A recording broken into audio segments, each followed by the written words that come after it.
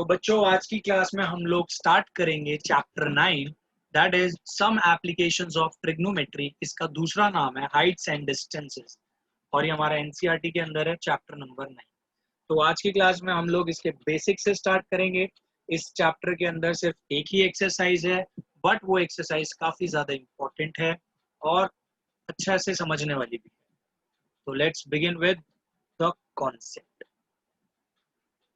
देखिए, सबसे पहले मैं आपको बता दूं कि जब बात कर रहा हूं मैं हाइट्स एंड डिस्टेंसेस और ट्रिग्नोमेट्री की एप्लीकेशन, अभी तक आपने एक चीज यहाँ पे देखी हुई है कि एक ट्राइंगल जो होता है, ट्राइंगल के अंदर एक, और ध्यान रखना यहाँ पे हम जितने भी ट्राइंगल्स लेंगे वो सारे राइट एंगल्ड होंगे, राइट एंगल्ड ट्राइंगल्स हम यही कंसिडर करेंगे, ठीक है। और यहाँ पे ट्रिग्नोमेट्री का यूजेज आएगा। देखिए, अब क्या होता है, अभी तक आपने इससे पिछली क्लासेस तक लाइक 9th तक आपने ये सीखा था, अगर आपके पास ट्राइंगल की दो साइड्स, अगर ये है और ये है, मैं राइट एंगल ट्राइंगल के बारे में ही बात कर रहा हूँ, ध्यान रखना। व्हेन एवर आई से ट्राइंगल तो आप अंडरस्टूड हो जाओगे कि राइट एंगल ट्राइंगल के बारे में मैं बोल रहा हूँ, ठीक है। अगर आपके पास ट्राइंगल्स की दो साइड्स हैं तो आप इजीली तीसरी साइड पता लगा सकते थे, कैसे? राइट एंगल ट्राइंगल के अंदर पाइथागोरस को यूज करके, राइट।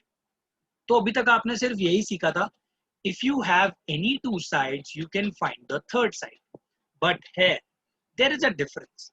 अब यहाँ पे क्या है, मान लो आपके पास एक ही साइड गिवन है, मान लो ये वाली हो सकती है, ये भी हो सकती है, ये भी हो सकती है, मान लो ये साइड गिवन है, but at the same time आपको इन दोनों में से कोई एक एंगल दे दिया जाए, may be this angle.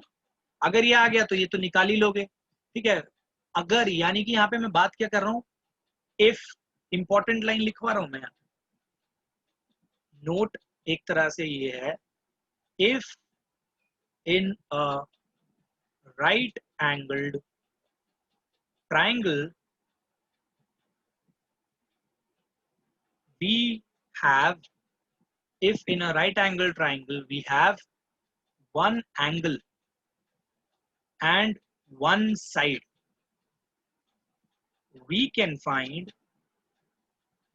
find out rest of the angles and sides, ठीक है। ये तो सिंपल सा है, ये जो एंगल्स है ना ये तो एएसपी से निकाल लोगे, मतलब एंगल सम प्रॉपर्टी से, और ये जो साइड्स हैं आप बाकी बची हुई ये ट्रिग्नोमेट्री से निकालो। तो हम इस चैप्टर में किस पे फोकस करने वाले हैं कि जब मेरे पास एक एंगल गिवन हो और एक साइड गिवन हो तो how will I find the other sides, ये चीज हम लोग इस चैप्टर में करने वाले हैं। नाउ, अब ये जो एंगल्स हैं, यहाँ पे ना इन एंगल्स को अलग नाम से बोला जाता है, और वो नाम क्या है मैं आपको बता दूं। एक को बोला जाएगा एंगल ऑफ डिप्रेशन, या पहले एंगल ऑफ एलिवेशन लिखो, एंगल ऑफ एलिवेशन, एंड दूसरा एंगल ऑफ डिप्रेशन। बहुत सिंपल है इसका मतलब, यहाँ पे बच्चों को थोड़ी सी कंफ्यूजन होती है, ठीक है। देखो, एक बात ध्यान रखना, अभी ना क्वेश्चंस आएंगे आपके पास यहाँ पे ऐसे कि मान लो कि एक टावर है, ठीक है, एक टॉप ऑफ द टावर पे क्या कहते हैं कोई खड़ा हुआ है, एंड यहाँ पे एक कार है, राइट। अब एक बात सोचो, यहाँ से क्या कहते हैं ये जो टावर है, टावर से अगर कोई क्या कहते हैं ये कार है, कार को मतलब एक पॉइंट से डिनोट कर रहा हूँ मैं, रोड पे, हाईवे पे, ये क्या कहते हैं इस, ये क्या कहते हैं ये टावर पे अगर कोई खड़ा है या टावर के टॉप को अगर ये देखेगा, ये कार में से कोई बंदा अगर टावर के टॉप को देखेगा तो ऑफ कोर्स उसकी आईज जो है ना ग्राउंड के साथ कुछ ना कुछ एंगल तो बनाएंगे। उसकी आईज यानी उसकी साइट, ये लाइन ऑफ साइट, उसकी क्या कहते हैं, कुछ ना कुछ इसको बोलेंगे लाइन ऑफ साइट, राइट। ये जो है ये लाइन ऑफ साइट है, वो ऐसे देख रहा है, यहाँ गाड़ी में बैठा है और वो टावर के टॉप को ऐसे देख रहा है, तो ऑफ कोर्स ये जो पैरेलल ग्राउंड है इससे कुछ ना कुछ एंगल बनेगा। अब ध्यान रखना, जब बॉटम से, बॉटम टू अप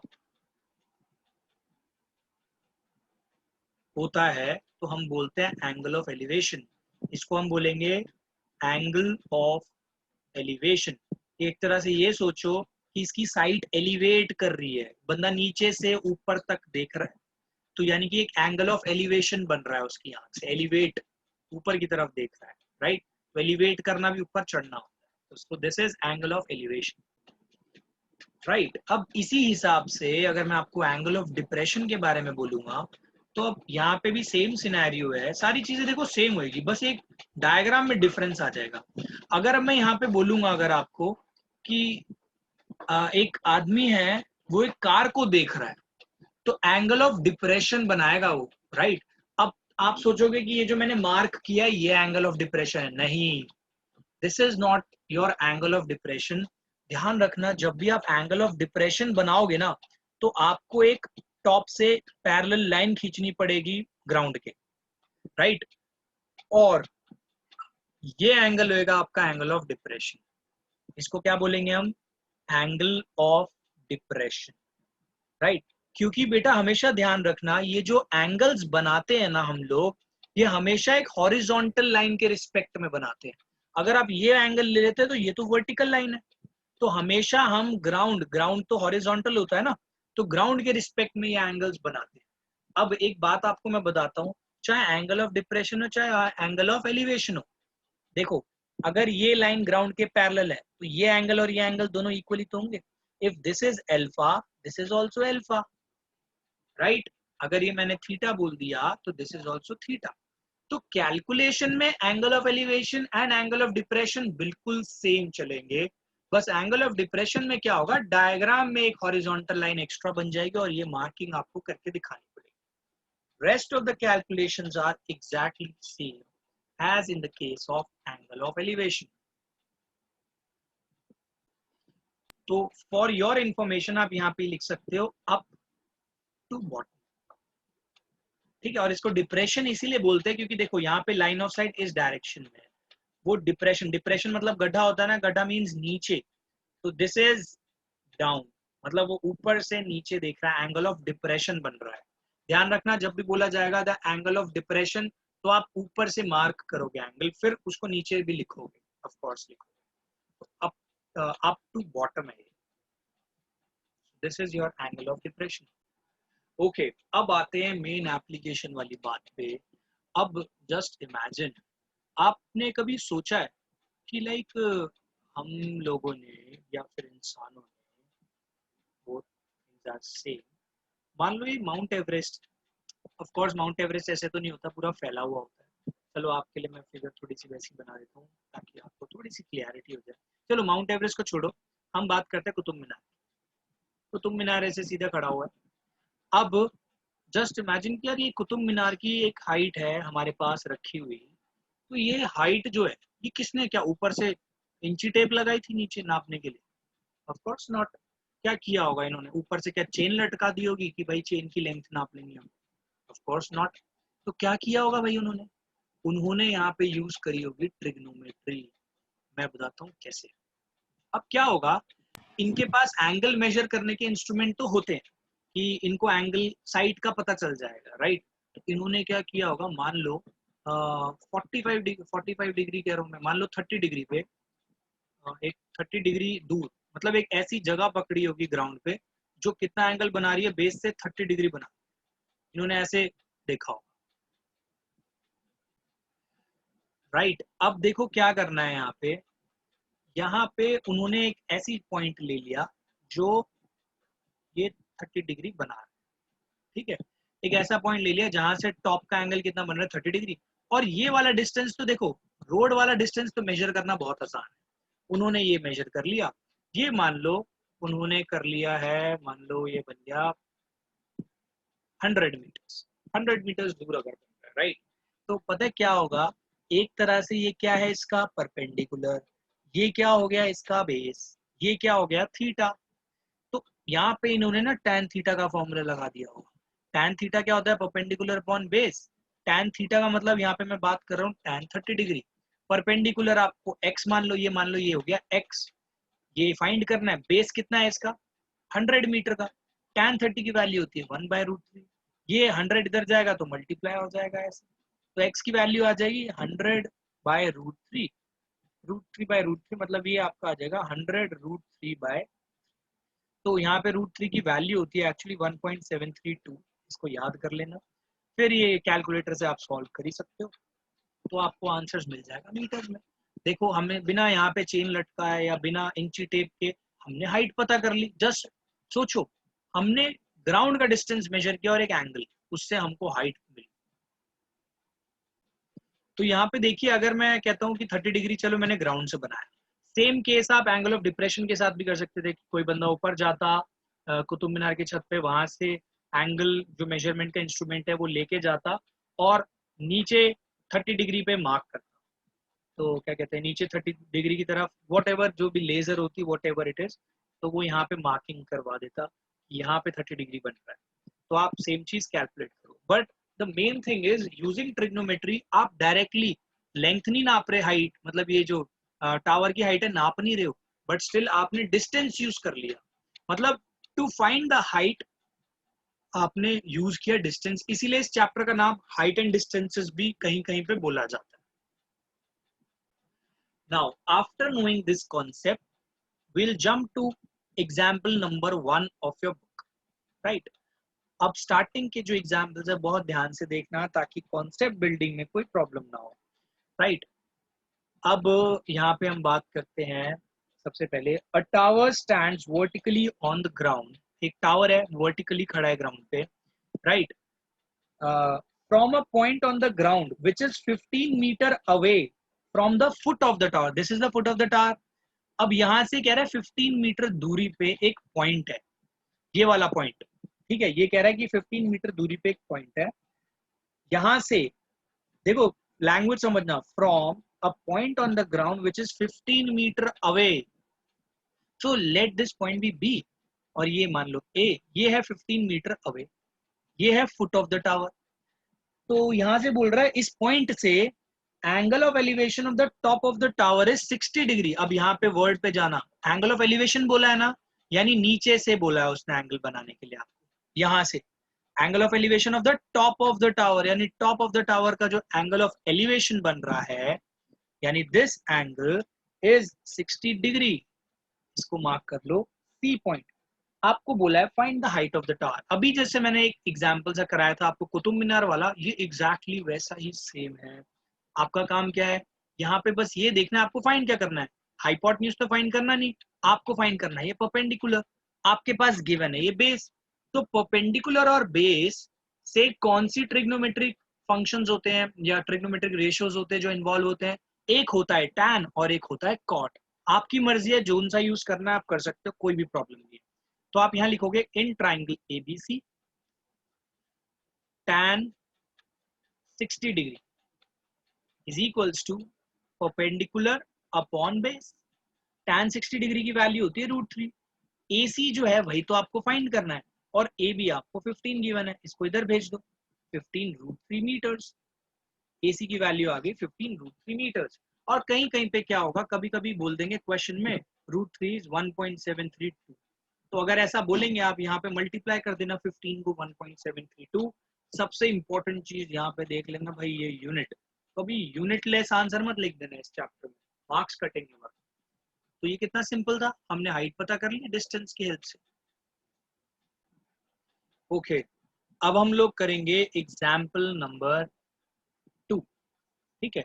अब देखो क्या होगा, थोड़ी सी प्रैक्टिकल प्रॉब्लम्स पे आ रहे हैं हम लोग, राइट? हमेशा सीधे सीधे आंसर्स नहीं, सीधे सीधे ऐसे डायग्राम्स नहीं बनेंगे। अब यहाँ पे पढ़ो क्या लिखा है, an electrician has to repair an electric fault on a pole of height 5 metre, एक पोल है और ये क्या कहते हैं 5 मीटर हाइट है इसकी, राइट? अब वो कह रहा है कि इलेक्ट्रिशियन है, उसको एक फॉल्ट आया है पोल पे और पोल की हाइट है 5 meter, she needs to reach a point 1.3 meter below the top of the pole. अब एक बात सिंपल सी सोचो, अगर किसी को यहाँ पे काम करना है, क्या कहते हैं इस पॉइंट पे, यहाँ पे कुछ फॉल्ट आया है, तो इस पॉइंट पे चढ़ के थोड़ी काम करेगा, वो थोड़ा सा तो नीचे ही लगाएगा ना लैडर अपनी, ये तो है नहीं कि इलेक्ट्रिशियन अपनी क्या कहते हैं सीढ़ियां जो होंगी वो यहाँ पे एंड पे लगा देगा, नहीं, इलेक्ट्रिशियन को अपनी लैडर कहीं ना कहीं नीचे लगानी पड़ेगी। और वो पॉइंट इसने बोला यहाँ पे कि वो पॉइंट है like 1.3 meter down from the top, इसका ध्यान रखना, ऊपर से बोला है 1.3 मीटर नीचे, और ये जो पूरी लेंथ है ये 5 मीटर बोल रखी है, राइट। आगे उसमें लिखा है what should be the length of the ladder that she should use which which when inclined at an angle of 60 degree to the horizontal। अब देखो लैडर मैंने आपके सामने बना दिया, वो ये हाइपोटेन्यूज, ये कह रहे हैं कि ये जो लैडर है ना, ये क्या कहते हैं, हॉरिजॉन्टल के साथ कितना बना रही है, 60 डिग्री। तो ये आपको पूछ रहे हैं कि क्या कहते हैं, ये जो है लैडर कितनी लंबी होनी चाहिए ताकि ये क्या कहते हैं 60 डिग्री बना के एग्जैक्ट यहाँ पे पहुंच जाए, राइट।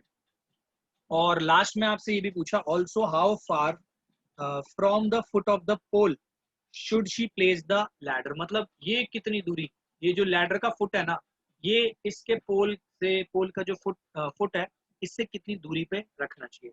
तो सबसे पहले मैं नेमिंग कर देता हूँ ABCD, राइट। अब ध्यान देना, जब भी आप ट्रिग्नोमेट्री लगाओगे तो ट्रिग्नोमेट्री के लिए आपके पास एक साइड होनी चाहिए और वो राइट एंगल ट्राइंगल में लगेगी। तो यहाँ पे राइट एंगल ट्राइंगल आपका BCA बन रहा है। तो अगर ये पूरी लेंथ, यहाँ पे देखना, अगर आपको BC ये जो निकालना है BC, ये अगर ये कैसे निकलेगा, BD में से DC माइनस कर दो, मतलब इस पूरी लेंथ में से ये लेंथ हटा दोगे तो आपको BC मिल जाएगा, that is 5 minus 1.3 and this comes out to be 3.7 metres, right. तो ये आपका आ गया 3.7 मीटर्स। अब देखो एक साइड है आपके पास, और आपको देखो क्या निकालना है इस बार, आपको निकालना है हाइपोटेन्यूज। यहाँ पे ध्यान देना, ये है आपका परपेंडिकुलर, क्योंकि एंगल ये है तो ये है परपेंडिकुलर। तो परपेंडिकुलर और हाइपोटेन्यूज आपको याद होगा साइन में यूज होता है, तो आप लिखोगे in triangle ABC sine 60 degree, sine के साथ 60 degree is equals to perpendicular upon hypotenuse, right, perpendicular upon hypotenuse and hypotenuse is AC।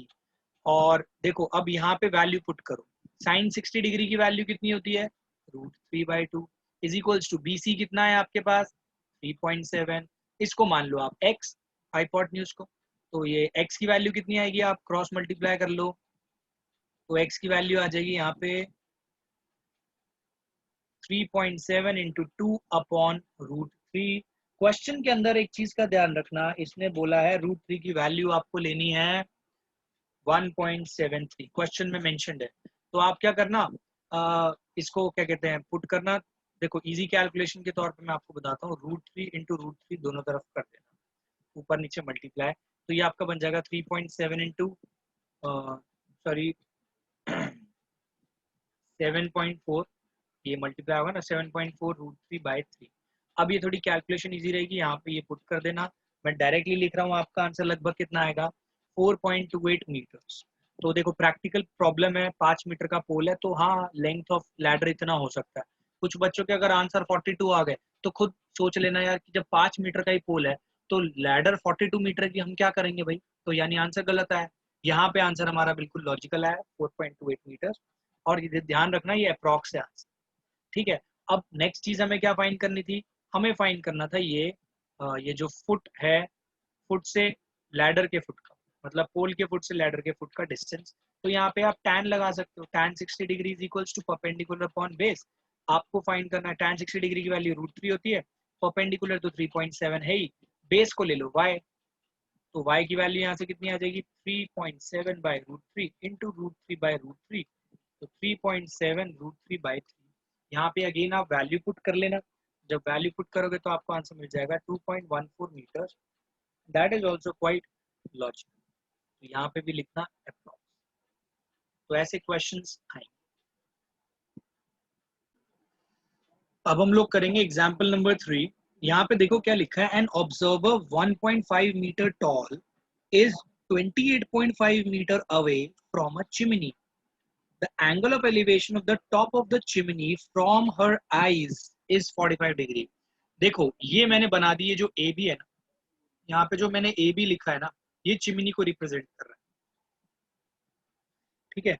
ये आपकी चिमनी है, राइट। और इसमें जो डीसी है ना, ये रिप्रेजेंट कर रहा है ऑब्जर्वर, ये है आपका ऑब्जर्वर, ठीक है। ये इसने बोला है ये 1.5 मीटर टॉल है, ओके, इसको आप 1.5 मीटर लिखो। और इसको बोला है कि ये क्या कहते हैं, एक इसकी जो आंखों से एंगल बन रहा है, देखो सिंपल बात है, पैरों पे आंखें थोड़ी होंगी जो यहाँ से एंगल बना दोगे आप। जब बोला है कि फ्रॉम हर आईज, तो आपको यहाँ से आंख को यहाँ पे मानना है, टॉप पे, ठीक है। यहाँ से आंखों से एंगल ऑफ एलिवेशन बना है टॉप ऑफ द चिमनी का कितना, 45। और आपको मैंने बताया है कि हमेशा हॉरिजॉन्टल लाइन से ही बनता है। तो कुछ बच्चे क्या करते हैं, मान लो कि यहाँ पे हॉरिजॉन्टल लाइन नहीं होती, तो वो क्या करते हैं, वो कहते हैं अच्छा ये पूरा ही एंगल इतना आएगा 45, नहीं, वर्टिकल के साथ कभी बनाना ही नहीं है हमें एंगल। ध्यान रखना, हमेशा एंगल जो भी बनेगा आपका एक हॉरिजॉन्टल लाइन से बनता है, तो इस चीज को हमेशा ध्यान में रखना है, राइट।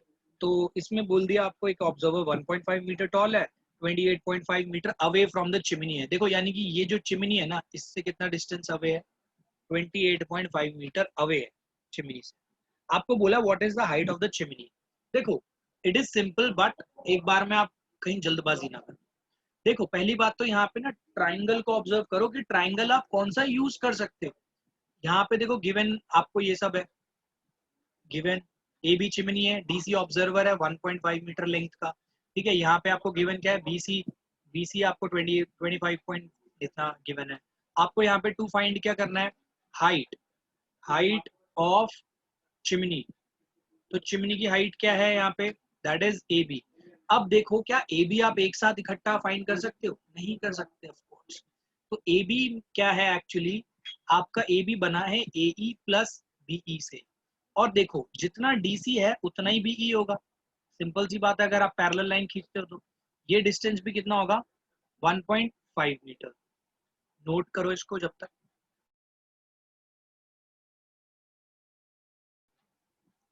ओके, अब यहाँ पे ये जो ए ई है, अगर ये फाइंड कर लिए तो बात बन जाएगी। अब देखो जैसे मैंने आपको बोला, ये जो डीसी है वही ई भी होगा, सिमिलरली जितना बीसी है उतना ही डीई भी तो होगा, ये भी 28.5 मीटर ही होगा भाई, क्योंकि पैरेलल लाइन ही तो है, ठीक है। अब आपको क्या करना है, टू फाइंड तो आपको बता दिया। यहाँ पे आपको करना पड़ेगा सोल्यूशन, क्या होगा भाई इसका, इसका सोल्यूशन बहुत सिंपल है, आपको लेना पड़ेगा इन ट्राइंगल एडीई। ट्राइंगल को आइडेंटिफाई करो, एडीई ही ले सकते हो, और कोई राइट एंगल ट्राइंगल नहीं ले सकते। यहाँ पे देख लो क्या क्या निकालना है आपको, ए निकालना है, ए है यहाँ पे परपेंडिकुलर, और ये बेस गिवन है, तो यानी कि tan यूज होगा, perpendicular upon base. tan 45 degree is equals to perpendicular, perpendicular here is AE and base is DE। तो tan 45 होता है 1, AE आपको फाइंड करना है, DE आपके पास है कितना 28.5, तो इसको इधर भेज दो, तो AE आपका कितना आ गया 28.5 मीटर। क्या ये हाइट ऑफ चिमनी है, नहीं। हाइट ऑफ चिमनी कैसे निकलेगी फाइनल, जब आप उसमें EB भी ऐड कर दोगे। तो आप यहाँ लिखोगे height of chimney is equals to AE plus EB, that is AE आपने अभी निकाल लिया using trigonometry, 28.5 plus 1.5, it comes out to be 30 meters. This is your final answer. Okay, अब हम लोग नेक्स्ट एग्जाम्पल पे जाएंगे, दैट इज एग्जाम्पल नंबर 4। अब ये थोड़ा सा आपको एक नया व्यू देगा कि हम इसमें और क्या क्या यूज कर सकते हैं, कैसे कैसे यूज करेंगे।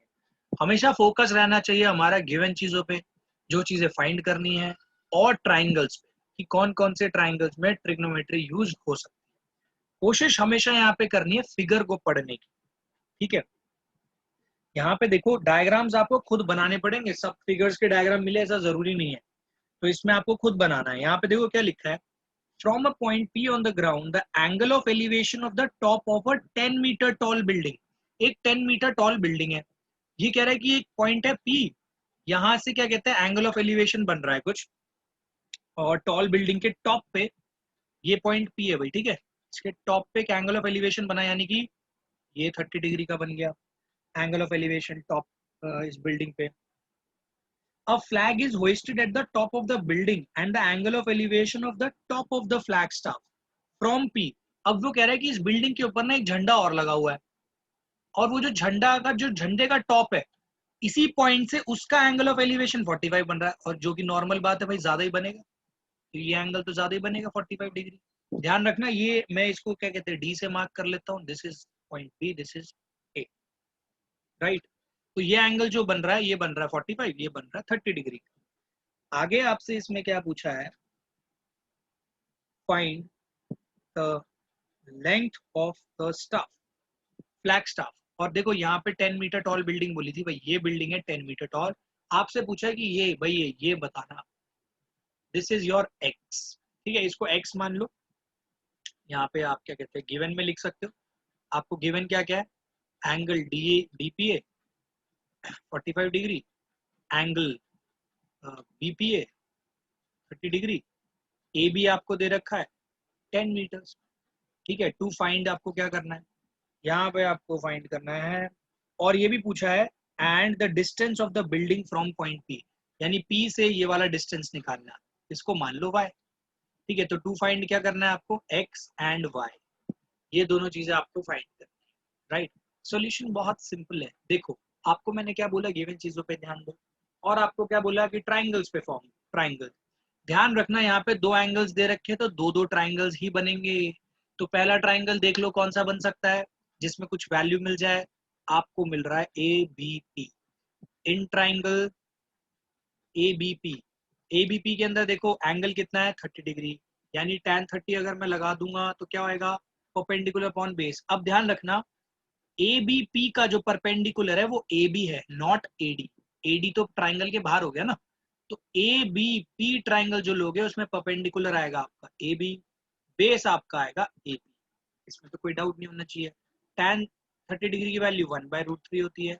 ए बी आपको 10 दे रखा है, ए पी आपको फाइंड करना है, ए पी है आपका वाई, वाई को इधर भेजो, इसको उधर भेजो, तो y आपका कितना आ गया 10√3 मीटर।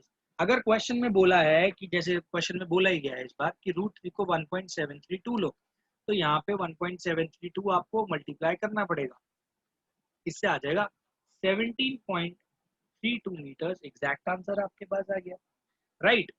अब इसके बाद ये चीज आपके पास आ गई y। अभी देखो काम की चीज है, पता चलेगा कैसे। यहाँ पे देखो, अब आपके पास कौन सा ट्राइंगल बचा, दूसरा ट्राइंगल, तो आप बिना सोचे समझे जल्दी से दूसरा ट्राइंगल ले लो। कौन सा triangle, APD, in triangle APD, right. इसके अंदर जो एंगल है ये है 45, यानी tan 45 डिग्री।